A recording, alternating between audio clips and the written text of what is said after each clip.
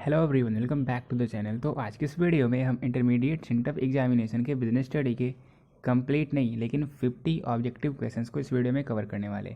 यानी कि स्टार्टिंग के 50 क्वेश्चंस को हम इस वीडियो में कवर करेंगे और बाकी के बचे 50 क्वेश्चंस को हम नेक्स्ट वीडियो में कवर करने वाले हैं। बिकॉज एक ही बार में सारे क्वेश्चन को कवर करना तो वीडियो बहुत ज़्यादा लेंदी भी होता है और ये टास्क बहुत हेक्टिक भी होता है। ठीक है, तो फिर यहाँ हम 50 क्वेश्चन को कवर करेंगे।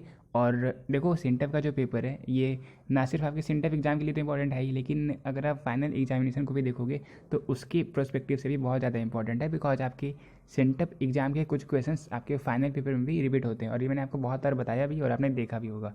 अगर आप बहुत टाइम से हमारे चैनल से जुड़े हुए हो तो पिछले सेशन के जो भी स्टूडेंट्स हैं उनकी कमेंट्स को भी आप देख सकते हो। तो फिर वहाँ मैंने बहुत चीज़ों को डिस्कस किया। ठीक है, तो फिर इसलिए सारे क्वेश्चंस को अच्छे से प्रैक्टिस कर लो। जितने क्वेश्चंस बता रहा हूँ जो आंसर्स है बिल्कुल एक्यूरेट है, मैंने कंफर्म कर रखा है। ठीक है, तो फिर ऐसा कोई क्वेश्चंस नहीं है जो मैं अगर थोड़ा भी कंफर्म नहीं हूँ तो मैं बोल दूंगा आपको, लेकिन मैं सारे में कंफर्म था बिकॉज बिजनेस स्टडी के जो भी पेपर थे सारे बिल्कुल ईजी आए थे। ठीक है, तो फिर स्टार्ट करते हैं वीडियो को। क्वेश्चन नंबर फर्स्ट है, प्रबंध के कितने स्तर हैं? How many level of management are there? तो top level, middle level, lower level, 3 level के ऑफ मैनेजमेंट होते हैं। तो क्वेश्चन नंबर फर्स्ट का आंसर हो जाएगा ऑप्शन नंबर ए यानी कि 3। फिर क्वेश्चन नंबर सेकंड है, the social responsibility of management. तो मैनेजमेंट की जो सोशल रिस्पॉन्सिबिलिटी होते हैं वो कंज्यूमर्स, गवर्नमेंट और एम्प्लॉयज़ तीनों के लिए होते हैं। तो इसलिए क्वेश्चन नंबर सेकंड का आंसर हो जाएगा ऑप्शन नंबर डी यानी कि टुवार्ड्स ऑल। फिर थर्ड नंबर क्वेश्चन है, प्रबंध एक पेशा है, ये कथन है। तो फिर management is a profession, this treatment is of. तो ये कितनी बार ये क्वेश्चन प्रीवियस ईयर में पूछा गया, ये सारे क्वेश्चन प्रीवियस ईयर से ही पूछे जाते हैं। ठीक है, और इसलिए मैं एक सीरीज लाने वाला हूँ जहाँ मैं सारे क्वेश्चन को कवर अप कर लूँगा। ठीक है, तो फिर बस वेट करो। मैं खुद एक्साइटेड हूँ बिकॉज जितने भी सेंटअप के पेपर थे सारे पेपर को मैंने एनालाइज किया तो सारे पेपर बहुत ही ईजी है, मतलब उधर से ही पूछे जा रहे हैं। तो फिर अगर आप उस सीरीज़ को कंप्लीट कर लोगे तो ऐसा कोई क्वेश्चन नहीं होगा जो आप सॉल्व ना कर पाओ, और आपको सॉल्व सिर्फ 50 ऑब्जेक्टिव करना है, तो बहुत ईजी है। ठीक है, तो फिर थर्ड नंबर क्वेश्चन का आंसर हो जाएगा ऑप्शन नंबर बी यानी कि अमेरिकन मैनेजमेंट एसोसिएशन के द्वारा ये स्टेटमेंट दिया गया था। इसके अलावा क्वेश्चन नंबर 4 है, the nature of management is. तो जो मैनेजमेंट का नेचर होता है, इसकी जो प्रकृति होती है वो इनबॉर्न एबिलिटी भी होती है और इसे एक्वायर भी किया जाता है। ठीक है, मतलब किया जा सकता है। तो क्वेश्चन नंबर 4 का आंसर हो जाएगा ऑप्शन नंबर सी। इसके अलावा क्वेश्चन नंबर 5 है, the foremost need of development in a country is of. तो एक कंट्री की डेवलपमेंट में जिसकी सबसे अधिक आवश्यकता होती है वो होती है कुशल प्रबंध की, यानी कि मैनेजमेंट सही ढंग से हो पाए। तो 5 नंबर क्वेश्चन का आंसर हो जाएगा ऑप्शन नंबर सी। इसके अलावा क्वेश्चन नंबर 6 है, the essence of management is. तो मैनेजमेंट की एसेंस होती है, प्रबंध का सार होता है कोऑर्डिनेशन। मतलब ये सारे ऐसे क्वेश्चन है जो प्रीवियस ईयर में अब तक लगभग 8 से 9 बार पूछे जा चुके होंगे अगर आप 2009 से सारे पेपर को अब तक देखोगे तो। ठीक है, तो क्वेश्चन नंबर 6 का आंसर हो जाएगा ऑप्शन नंबर ए। अब क्वेश्चन नंबर 7 है, वैज्ञानिक प्रबंध से लाभों में होती है। तो by scientific management profits are increase, यानी कि क्वेश्चन नंबर 7 का आंसर हो जाएगा ऑप्शन नंबर ए। अब 8 नंबर क्वेश्चन है, वैज्ञानिक प्रबंध से श्रमिकों को। तो by scientific management workers are benefited, यानी कि वर्कर्स को भी फायदा होता है। तो फिर क्वेश्चन नंबर 8 का आंसर हो जाएगा ऑप्शन नंबर ए। इसके अलावा क्वेश्चन नंबर 9 है, one was scientific management introduce. तो साइंटिफिक मैनेजमेंट को फ्रेडरिक विस्लो टेलर के द्वारा 1913 में लाया गया था। तो 9 नंबर क्वेश्चन का आंसर हो जाएगा ऑप्शन नंबर ए। इसके अलावा क्वेश्चन नंबर 10 है, Henri Fayol principle of management are. तो हेनरी फयोल के 14 प्रिंसिपल ऑफ मैनेजमेंट है, यानी कि क्वेश्चन नंबर 10 का आंसर हो जाएगा ऑप्शन नंबर सी। और आपको पता ही होगा मैंने कंप्लीट चैप्टर की वीडियो को अपलोड किया था जहाँ पे मैंने हर एक पॉइंट्स को ट्रिक के साथ बताया था। तो फिर इन सभी चीज़ों को मैंने ट्रिक से ऑलरेडी कवर कर रखा, तो आप बिजनेस स्टडी की प्लेलिस्ट में जाकर उन वीडियोज़ को देख भी सकते हो। फर्स्ट चैप्टर, सेकंड चैप्टर दोनों की वीडियो अपलोड है। इसके अलावा 11 नंबर क्वेश्चन है, हेनरी फयोल का जन्म कहाँ हुआ था? तो इनका जन्म हुआ था फ्रांस में, यानी कि 11 नंबर क्वेश्चन का आंसर हो जाएगा ऑप्शन नंबर सी। अब क्वेश्चन नंबर 12 है, the propounder of administrative management was, यानी कि प्रशासनिक प्रबंध के प्रस्तुत करता थे। तो प्रशासनिक प्रबंध के प्रस्तुतकर्ता कौन थे? ये थे हेनरी फयोल, यानी कि क्वेश्चन नंबर 12 का आंसर हो जाएगा ऑप्शन नंबर ए। अब 13 नंबर क्वेश्चन है, हेनरी फयोल वाज। तो हेनरी फयोल एक खनन इंजीनियर थे, वो माइनिंग इंजीनियर थे, यानी कि 13 नंबर क्वेश्चन का आंसर हो जाएगा ऑप्शन नंबर बी। अब क्वेश्चन नंबर 14 है, main components of new economic policy are. तो ये थर्ड चैप्टर से लिया गया है और हमने देखा था LPG यानी कि लिबरलाइजेशन, प्राइवेटाइजेशन एंड ग्लोबलाइजेशन। ये तीनों मेन कंपोनेंट है न्यू इकोनॉमिक पॉलिसी के, जो 1991 में आया था। तो क्वेश्चन नंबर 14 का आंसर हो जाएगा ऑप्शन नंबर डी यानी कि ऑल ऑफ दिस। फिर क्वेश्चन नंबर 15 है, भारत में उदारीकरण की नीति रही है। तो liberalisation policy in India has been successful, वो सफल रहा है। और इस रीजन से ही जो यूट्यूब है वो इंडिया में वर्क कर रहा है, क्योंकि यूट्यूब इंडिया की कंपनी नहीं है, बाहर की कंपनी है। लेकिन due to liberalisation, privatisation and globalisation हम हर एक कंट्री के इकोनॉमी से इंटीग्रेट हो चुके हैं, और इस रीज़न से जो यूट्यूब है वो भी हम यूज कर पा रहे हैं। ठीक है, और ये जो सारा श्रेय है वो जाता है मनमोहन सिंह को। तो क्वेश्चन नंबर 15 का आंसर हो जाएगा ऑप्शन नंबर बी। अब क्वेश्चन नंबर 16 है, भारत में नवीन आर्थिक नीति लागू कब की गई थी? तो इसे 1991 में लाया गया था। तो 60 नंबर क्वेश्चन का आंसर हो जाएगा ऑप्शन नंबर बी। अब 70 नंबर क्वेश्चन है, a plan is a trap made to capture the future, this statement is of. तो ये जो स्टेटमेंट है ये एलन ने दिया था और मैंने आपको ट्रिक से बताया भी था कि ये एक ट्रैप की बात हो रही है, प्लान एक ट्रैप है और ट्रैप पे हम एलियन को मतलब जो साइंटिस्ट है वो पकड़ना चाहते हैं। तो इसलिए 70 नंबर क्वेश्चन का आंसर हो जाएगा ऑप्शन नंबर। क्वेश्चन नंबर 17 का आंसर हो गया ऑप्शन नंबर सी। अब 18 नंबर क्वेश्चन है, नियोजन है यानी कि प्लानिंग इज। तो प्लानिंग आवश्यक होता है, ये समय की बर्बादी भी नहीं है और ना ही धन की बर्बादी नहीं अनावश्यक है, ये आवश्यक है, नेसेसरी है। तो 18 नंबर क्वेश्चन का आंसर हो गया option number A. 19 number question है, of all managerial activities planning is the. तो प्लानिंग जो होता है वो बिगिनिंग में भी यूज होता है और एंड में भी यूज होता है, मतलब उसकी कंट्रोलिंग के लिए। तो इसलिए इस क्वेश्चन नंबर 19 का आंसर हो जाएगा ऑप्शन नंबर सी। इसके अलावा 20 नंबर क्वेश्चन है, एक अच्छी योजना होती है। तो एक अच्छी योजना फ्लेक्सिबल होती है ताकि अकॉर्डिंग टू चेंजेज हम उनमें भी चेंजेस ला सके, प्लानिंग में भी। तो इसलिए 20 नंबर क्वेश्चन का आंसर हो जाएगा ऑप्शन नंबर सी। वही 21 नंबर क्वेश्चन है, ऑर्गेनाइजिंग प्रोसेस इन्वॉल्व। तो ऑर्गेनाइजिंग प्रोसेस में जितने भी वर्क होते हैं उन्हें आइडेंटिफाई करके ग्रुपिंग किया जाता है, इसके अलावा वर्क को डिवाइड किया जाता है, इसके अलावा जितने भी पर्सनस होते हैं उन्हें उनके काम सौंपे जाते हैं। तो इसलिए क्वेश्चन नंबर 21 का आंसर हो जाएगा ऑप्शन नंबर डी। फिर 22 नंबर क्वेश्चन है, there is no discipline in dash organisation. तो फॉर्मल इनफॉर्मल दो टाइप के ऑर्गेनाइजेशन होते हैं। फॉर्मल ऑर्गेनाइजेशन डिलिबरेटली क्रिएट किया जाता है ऑर्गेनाइजेशन के द्वारा, लेकिन इनफॉर्मल ऑर्गेनाइजेशन वो अपने आप ही बन जाता है और वहाँ कोई डिसिप्लिन नहीं होता, ठीक है। तो 22 नंबर क्वेश्चन का आंसर हो जाएगा ऑप्शन नंबर डी। फिर 23 नंबर क्वेश्चन है, dash organisation is automatically formed. तो informal organisation is automatically formed. फिर 24 नंबर क्वेश्चन है, there is no favouritism in dash organisation. तो इनफॉर्मल ऑर्गेनाइजेशन में फेवरिज्म होता है, लेकिन फॉर्मल ऑर्गेनाइजेशन में कोई भी फेवरिज्म नहीं होता, पक्षपात नहीं होता। तो 24 नंबर क्वेश्चन का आंसर हो जाएगा option number A. 25 number question है, in case of informal organisation authorities are.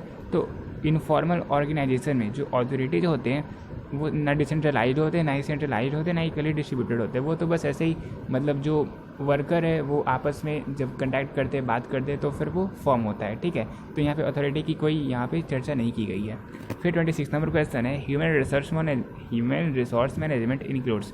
तो रिक्रूटमेंट, सिलेक्शन, ट्रेनिंग ये तीनों इसके अंतर्गत आता है। तो 26 नंबर क्वेश्चन का आंसर हो जाएगा ऑप्शन नंबर डी यानी कि ऑल ऑफ दिस। और जो तो क्वेश्चन मैं आपको बता रहा हूँ सारे बिल्कुल एक्यूरेट है, ठीक है। तो फिर ऐसा आप अगर डाउट थोड़ा भी हो तो फिर होना नहीं चाहिए, बिकॉज सारे बिल्कुल सही, लेकिन अगर होता भी है तो कमेंट कर देना, मैं रीजन बता दूंगा, ठीक है। फिर 27 नंबर क्वेश्चन है, स्टाफिंग इज यानी कि नियुक्तिकरण है। तो स्टाफिंग जो है वो पार्ट ऑफ ऑर्गेनाइजेशन भी है और मैनेजमेंट का एक फंक्शन भी है और फंक्शन ऑफ पर्सनल मैनेजमेंट भी है, यानी कि 27 नंबर क्वेश्चन का आंसर हो जाएगा ऑप्शन नंबर डी। अब क्वेश्चन नंबर 28 है, विकास की विधियाँ यानी कि मेथड ऑफ डेवलपमेंट है। तो आपको जितने ऑप्शंस दिख रहे हैं, short term syllabus, position rotation method and development on the job, ये तीनों डेवलपमेंट के मेथड होते हैं, यानी कि 28 नंबर क्वेश्चन का आंसर हो जाएगा option number D. 29 number question है, मेथड ऑफ ट्रेनिंग है। तो ट्रेनिंग के मेथड भी कई होते हैं, on the job training, job rotation training and apprentice training, मतलब ये सारे होते हैं। तो फिर 29 नंबर क्वेश्चन का आंसर हो जाएगा ऑप्शन नंबर डी। अब 30 नंबर क्वेश्चन है, स्टाफिंग इज। तो स्टाफिंग क्या होता है? तो फिर जितने भी पर्सन होते हैं उन्हें उनके वर्क को अपॉइंट करना स्टाफिंग कहलाता है।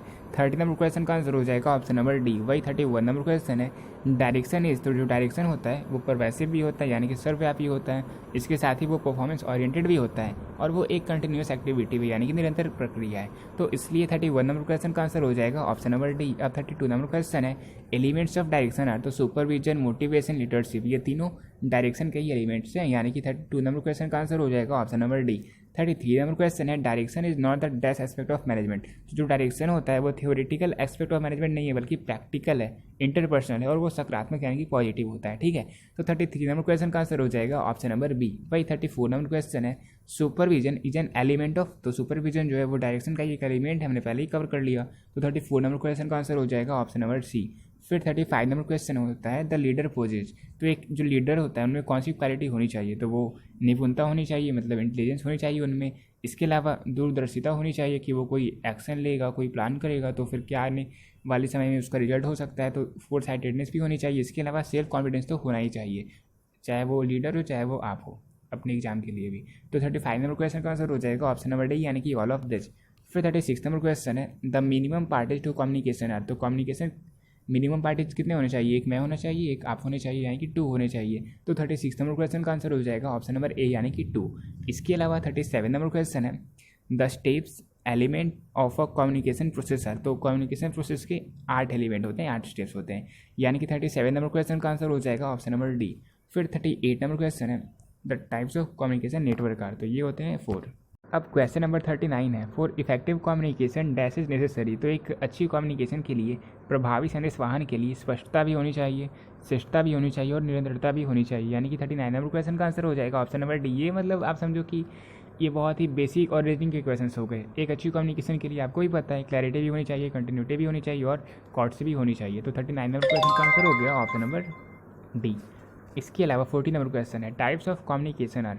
तो कम्युनिकेशन के कई टाइप्स होते हैं, वर्बल भी होता है, फॉर्मल भी होता है, रिटर्न भी होता है। यानी कि 40 नंबर क्वेश्चन का आंसर हो जाएगा ऑप्शन नंबर डी, यानी कि इनमें से सभी। फिर क्वेश्चन नंबर 41 है, प्रभावी नियंत्रण है, इफेक्टिव कंट्रोलिंग इज।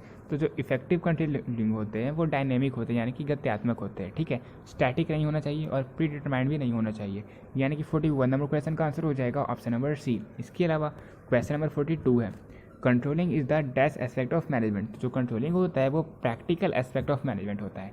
यानी कि 42 नंबर क्वेश्चन का आंसर हो जाएगा ऑप्शन नंबर बी। इसके अलावा क्वेश्चन नंबर 43 है, financial manager takes decision as to. तो जो फाइनेंशियल मैनेजर होते हैं वो फाइनेंस, इन्वेस्टमेंट, डिविडेंड, ये सारे डिसीजन वो तय करते हैं, ठीक है। तो 43 नंबर क्वेश्चन का आंसर हो जाएगा ऑप्शन नंबर डी, यानी कि ऑल ऑफ दिस। तो अब नेक्स्ट क्वेश्चन है, सुदृढ़ वित्तीय नियोजन की विशेषताएं हैं, characteristics of sound financial planning are. तो सिंप्लिसिटी, लिक्विडिटी एंड इकोनॉमी, ये तीनों फीचर्स होते हैं एक अच्छी फाइनेंशियल प्लानिंग के। यानी कि 44 नंबर क्वेश्चन का आंसर हो गया ऑप्शन नंबर डी, यानी कि ऑल ऑफ दिस। अब 45 नंबर क्वेश्चन है, the process of financial planning is. तो determination of financial objectives, determination of financial policies and determination of financial procedures, ये तीनों फाइनेंशियल प्लानिंग के ही प्रोसेस होते हैं, वित्तीय नियोजन की प्रक्रिया होती है।